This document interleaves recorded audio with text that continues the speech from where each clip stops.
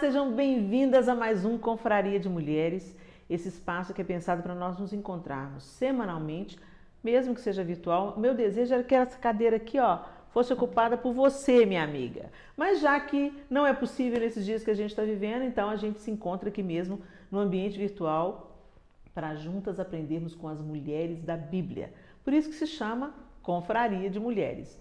E hoje nós vamos aprender com uma mulher que você conhece bem. A maioria de nós conhece essa mulher e a Bíblia também não fala o nome dela. Gente, quanta mulher sem nome, mas com uma história que nos influencia até hoje, não é?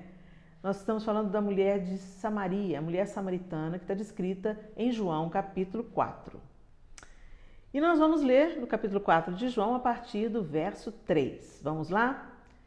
Quando o Senhor ficou sabendo, saiu da Judeia e voltou uma vez mais a Galileia. Era-lhe necessário passar por Samaria. Assim, chegou a uma cidade de Samaria chamada Sicar, perto das terras que Jacó dera a seu filho José. Havia ali o poço de Jacó. Jesus, cansado da viagem, sentou-se à beira do poço. E isso se deu por volta do meio-dia. Nisso veio uma mulher samaritana tirar água. Disse-lhe Jesus: dê-me um pouco de água.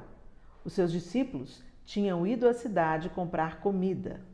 A mulher samaritana lhe perguntou: como o senhor, sendo judeu, pede a mim, uma samaritana, água para beber? Pois os judeus não se dão bem com os samaritanos.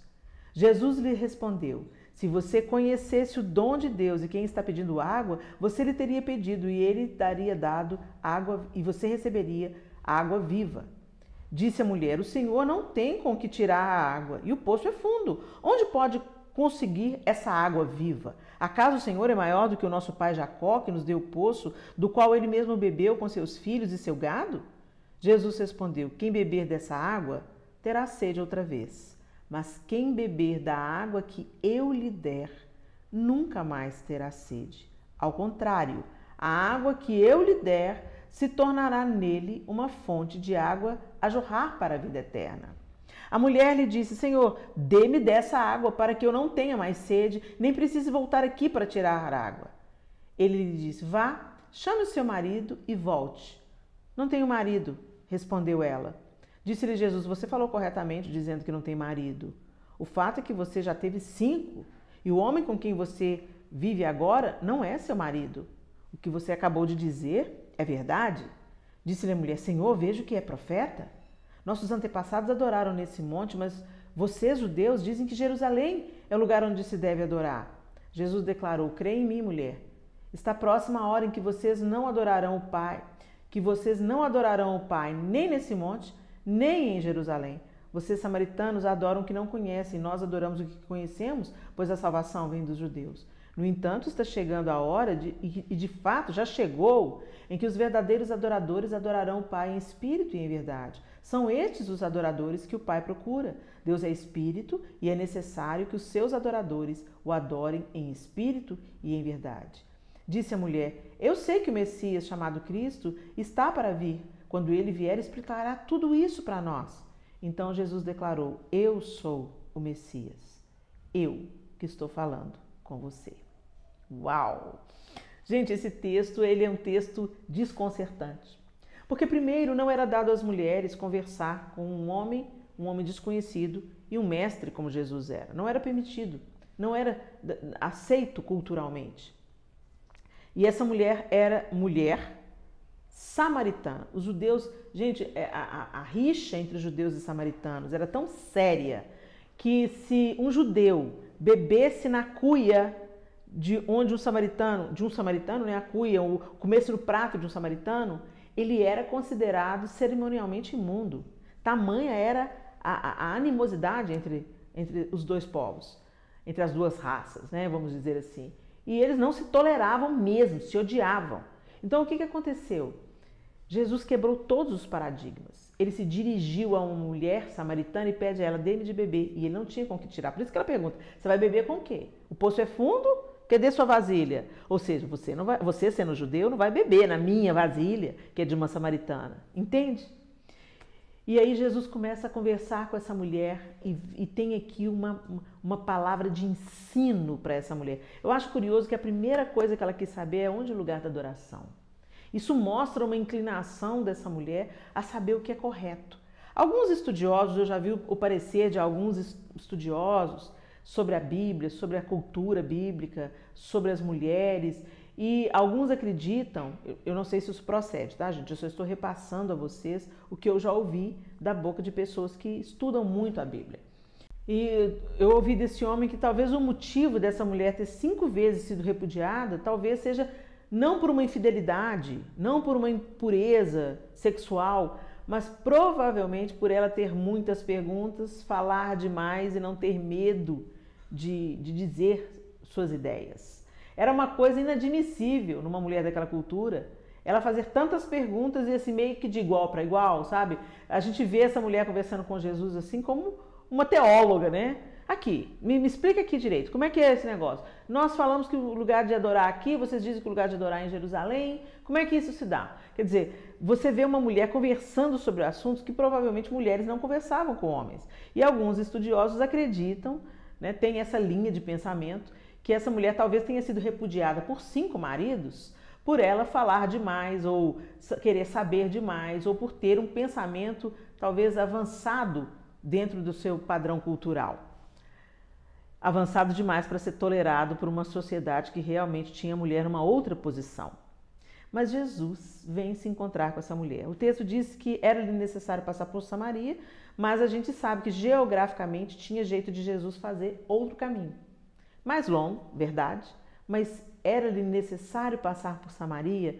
Me fala que ele tinha uma necessidade de passar por lá, não apenas geográfica, ao ponto de mandar todos os seus discípulos comprarem pão.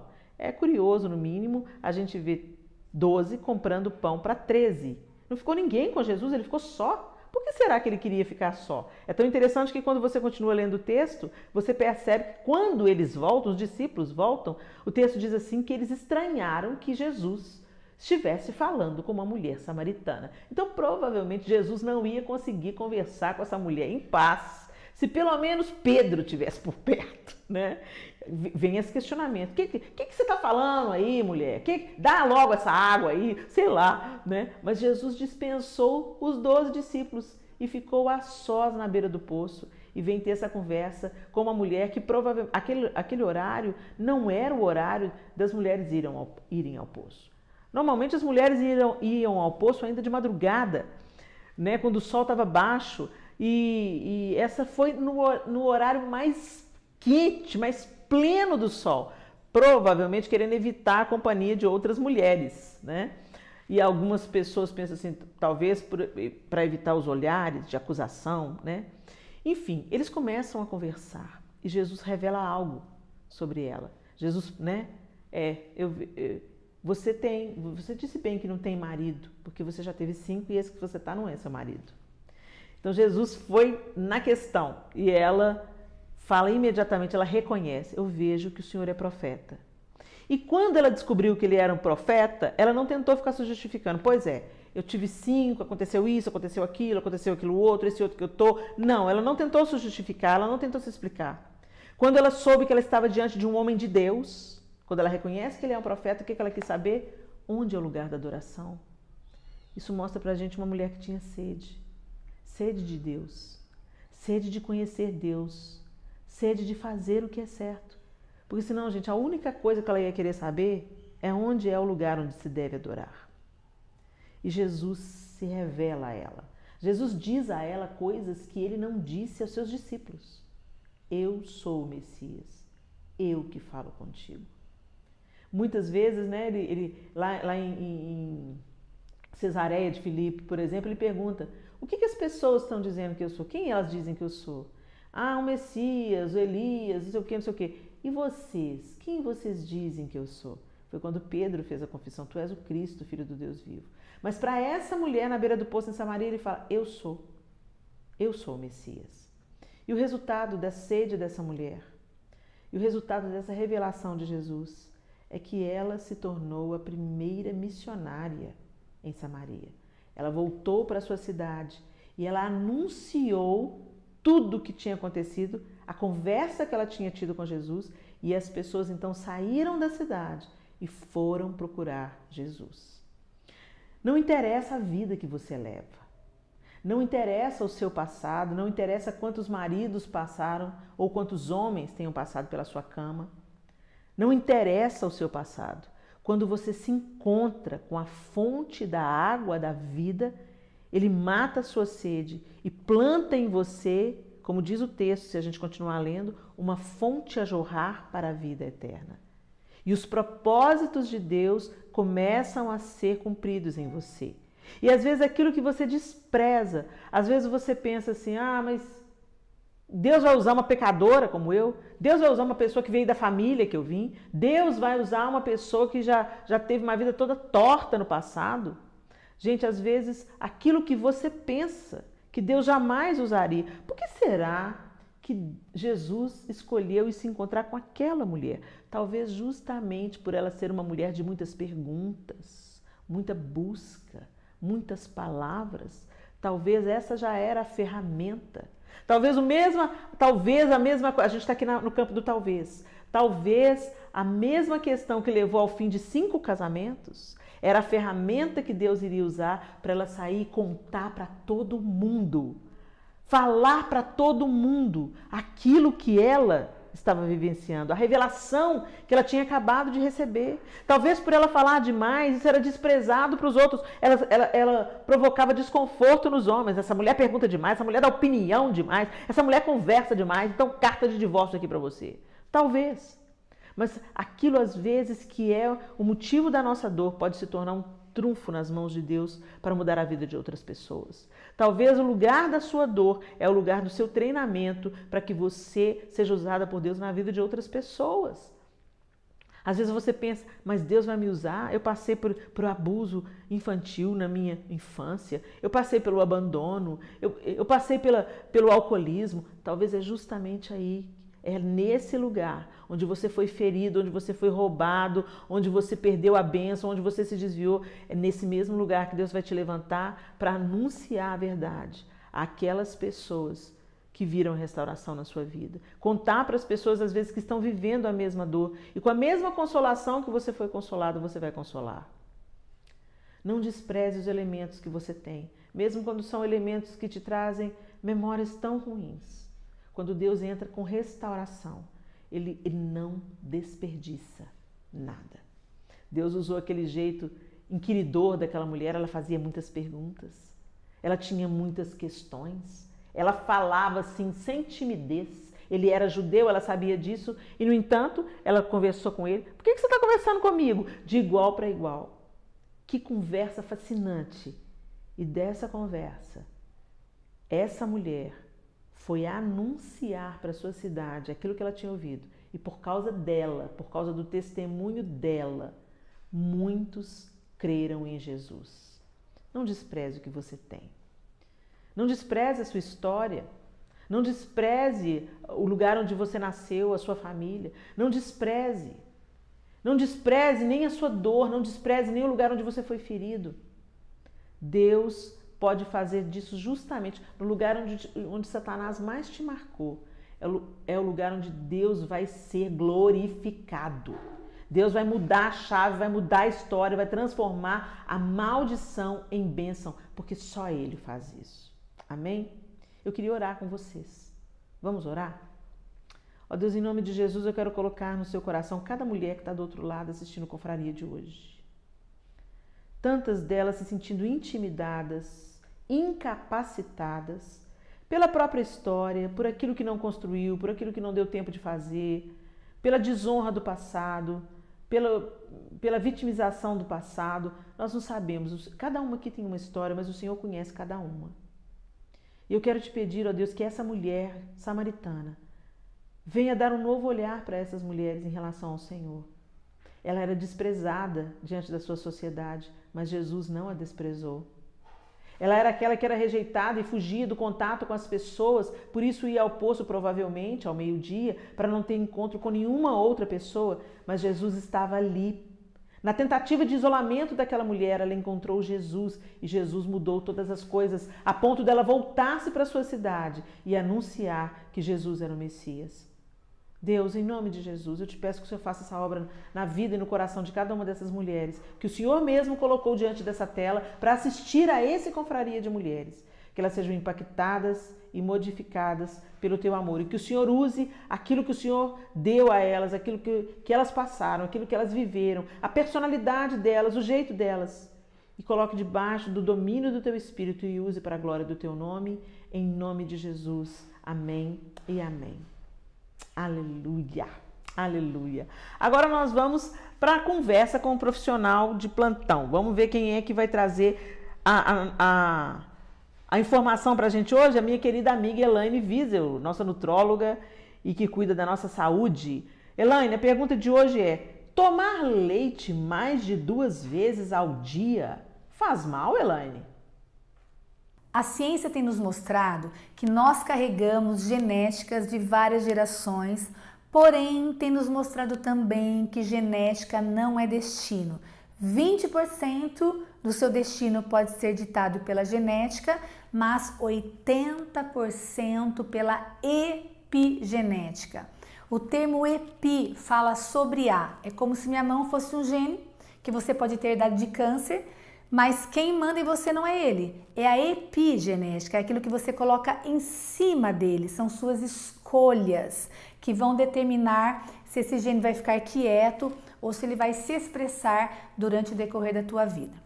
E em 1931, um médico ganha o Nobel de Medicina e ele diz para a comunidade científica que nenhum gene teria força de expressão em um ambiente alcalino. Dentro da nutrição, existe uma tabela que mostra que determinados alimentos, quando eu ingiro, me deixam alcalino e determinados alimentos, quando eu ingiro, me deixam ácidos. E o leite de vaca, ele tem 3 vezes mais proteínas que o leite materno, então ele tem um potencial de acidificar o sangue, principalmente para pessoas que possam ter sensibilidade a eles, que têm uma genética de não persistência à lactase, que é uma enzima que quebra o leite, então a pessoa não produz muito essa lactase e um dia ela pode até virar intolerante. Então é difícil de eu responder essa pergunta de uma forma geral, mas eu diria que nós temos que tomar um pouco de cuidado com o leite, principalmente se você tem sintomas após a ingestão, que é estufamento intestinal, má digestão, alergias, hiperatividade, que você tenha diarreia ou constipação. Então, se você ingere o leite, você não se sente bem com ele, talvez dentro da tua genética ele não seja muito favorável. Então, eu sempre digo para meus pacientes que o leite ele é um fator mais emocional, né? A gente gosta porque a gente lembra muito do que ele nos remete de infância, mas você tem que observar. Eu não consigo ser pontual na resposta. O que eu diria é: respeite a sua individualidade bioquímica e não se esqueça que o leite sim tem o potencial de acidificar você. Obrigada, minha querida, muito obrigada pela sua instrução, sempre tão pertinente, tão amorosa. Deus abençoe você, Elaine. Beijo, querida. Agora nós vamos para aquele momento da nossa dica de livro e outras coisitas mais. Vamos conferir o que tem para hoje. Olá, mulheres queridas, como é que vocês estão, lindezas? Tudo bem? Que bom que vocês vieram para mais uma confraria. E nesse momento do confraria, você já sabe, é da gente trocar figurinha, trocar dica. E a gente sempre começa com o quê? Com uma dica de livro. E hoje eu tenho uma pérola para compartilhar com vocês. Uma pérola, esse livro é tão especial para mim, na minha história, que eu até encapei ele com um contact. Então, talvez quando eu mostrar para você a capa, você vai ver um reflexo da luz. Mas é porque ele é tão especial para mim, ele tem um significado tão grande na minha história, que eu quis preservar a capa dele, ok? E esse livro se chama A Jornada de uma Mulher ao Coração de Deus. Esse livro, gente, a autora é a Cynthia Hill e é pela editora Candeia. Honestamente, eu não sei se você ainda encontra este livro disponível, mas entra lá no site da editora Candeia e vê se vocês encontram esse livro. Esse livro é uma pérola e foi o primeiro livro que eu li, assim, recebendo de Deus, buscando de Deus. O que aconteceu na minha vida, na minha trajetória? Para você que me acompanha, você sabe que teve um momento na minha vida, na minha história, que Deus interferiu com grande poder, me tirando da religião, me atraindo a Ele, a fim de que as minhas feridas fossem curadas. E uma das evidências da grande libertação que Deus fez na minha vida é que eu passei a ler. Eu detestava ler, não tinha paciência para ler, bocejava quando eu lia, não conseguia concluir um livro. E esse livro veio parar nas minhas mãos como? Não me lembro. Eu não me lembro se esse livro me foi presenteado por alguém, se eu adquiri, eu não me lembro. Só sei que quando eu vi o título, eu me debrucei sobre ele. E a minha vida foi modificada. E aqui, nos passos da autora, ela compartilhou uma história que ela viveu, porque ela era uma preletora que viajou por todos os Estados Unidos ministrando a palavra. E eu quero contar para vocês, hoje eu não vou ler a contracapa, eu vou contar a experiência que ela conta aqui, vou dar um pequeno spoiler do livro. Ela conta o seguinte, que numa conferência eles levaram para dormir em um trailer. O trailer, gente, nos Estados Unidos é o lugar mais simples que uma pessoa pode ser acomodada, ok? Então é um lugar muito, muito, muito aquém do que, por exemplo, um preletor deveria ser hospedado. E ela falou assim que ela ficou, e ela dormiu numa cama de armar, né? E ela já não era tão jovem, e ela falou assim que ela ficou muito decepcionada com aquela situação, deles acomodarem ela num lugar tão precário, já que ela era preletora do congresso para o qual ela foi convidada. E naquele dia ela ouviu do próprio Senhor assim, o que há, Cíntia? Você está insatisfeita? Eu não tinha onde reclinar a minha cabeça. E aí ela se sentiu envergonhada, né? Ela sendo seguidora de Cristo, trabalhando no serviço ao reino do Senhor, ela se incomodou porque estava mal acomodada e o Senhor trabalhou com ela. E aquilo falou tão profundamente ao meu coração. Mal sabia eu que eu ia trilhar a mesma jornada de ser preletora pelo Brasil, né? Naquela época eu cantava como backing vocal no Diante do Trono e jamais almejei, jamais planejei ser uma preletora, viajar contando para as pessoas aquilo que Deus havia feito em minha vida. E de repente Deus estava me preparando para tudo aquilo que Ele tinha para fazer na minha vida. Eu recomendo muito esse livro, Uma Brilhante Jornada de uma Mulher em Busca de Deus. A Jornada de uma Mulher ao Coração de Deus, de Cynthia Hild, pela editora Candeia. Eu recomendo que vocês procurem na internet, porque é uma leitura maravilhosa. É tipo um livro de cabeceira. Muito bem, agora eu quero compartilhar com vocês uma experiência que eu tive. Eu tenho um vaporizador de roupa, você sabe? Tem uma caixinha, um recipiente com água e ele é mais alto e você vê assim, tem um bocal, tipo uma mangueira, né, por onde passa o vapor e você vai passando assim na roupa, não é como o ferro que você passa na tábua. Você pendura a sua roupa no cabide, vai passando o vaporizador de roupa e ele vai passando a roupa, não é isso? Eu tenho aqui em casa um vaporizador de roupa.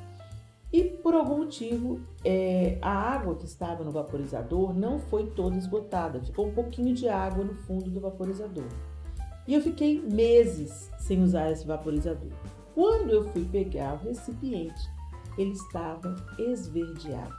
Ele estava com uma bruma verde, musgo, recobrindo o seu interior. Ele é transparente, né? O lugar onde coloca a água, transparente.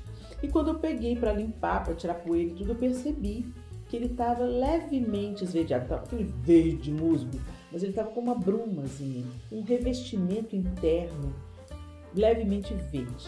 E aqui eu falei, meu Deus, olha como é que isso está aqui. Tirei e fui limpar. Gente, eu pelejei. Deixa eu contar para vocês o que aconteceu. Eu tentei usar uma mangueira para limpar por dentro e me lembrei de uma solução do tempo das nossas avós. E não é que funcionou? Confere aí. Pessoal, eu quero contar para vocês, é uma pena que eu não tenho a imagem do antes, mas vocês vão acreditar em mim? Isso aqui é o reservatório de água do meu ferro a vapor, né? E aí, tinha muito tempo que eu não usava. Quando eu peguei, gente, isso aqui por dentro tava tudo verde. Verde de lodo, mesmo um lodo fininho, sabe? Esverdeado. Eu tentei lavar com a esponja, abri aqui, né? Enfiei a esponja lá dentro e tudo. Mas esses cantinhos aqui, ó, esses cantinhos não limpavam. Então, o que que eu fiz? Eu coloquei água com um pouquinho de arroz. É isso mesmo, arroz. E eu comecei a agitar.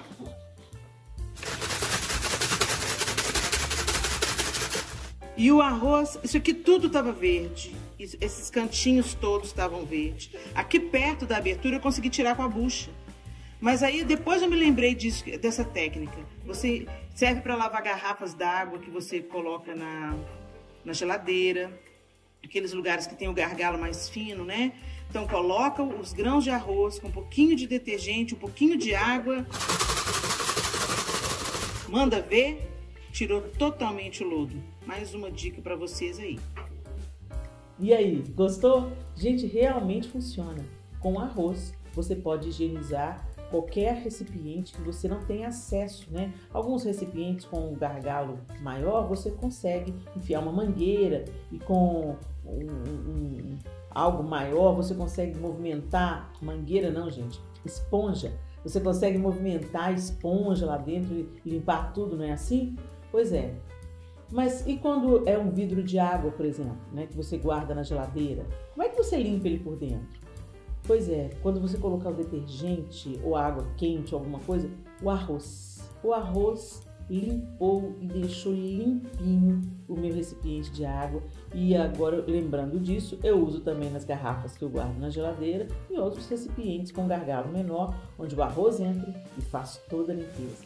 Vale a pena testar porque funciona. Muito bem, eu espero que vocês estejam sendo abençoados. Gente, é para ler os livros, tá? Não é só para ficar fazendo a listinha, não. Leia os livros, se organize aí na sua leitura, porque certamente o que a gente sugere aqui é para trazer edificação para o seu coração. E a gente fica por aqui nesse Confraria de Mulheres, mas se Deus quiser, na próxima semana tem mais Confraria. Até lá!